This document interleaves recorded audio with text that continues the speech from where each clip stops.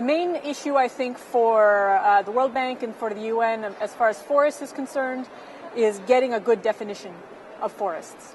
From an ecology point of view, currently forests are largely being conflated with monoculture tree plantations. There's no real distinction between the two. And obviously, from an ecological point of view, a forest is a very complicated ecosystem, all the way from the soil organisms up to the large wildlife, to the trees, to the understory, the whole thing, the mycorrhizal fungus in the soil, and so on. All of these things interact together to create a forest ecosystem. In a monoculture tree plantation, you don't have that. You have a single species of tree, all of the same age, sometimes all cloned from the same individual even.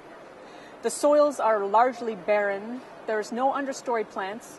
Wildlife often can't use these plantations because many times they're non-native species like eucalyptus. Yet this is being called a forest. So when the World Bank or the UN talks about reforestation or afforestation, often what they're talking about is developing these monoculture tree plantations, which are not forests. So that definition has absolutely got to be clarified, especially for climate change, as studies have shown that native forest sequesters up to 4 times as much carbon as monoculture tree plantations. So when we're talking about reforestation, we have to actually be talking about restoring native forest, with many different species of trees and many different ages of trees, bringing in all of the native species that were once in that ecosystem and then allowing that to then evolve at its natural pace.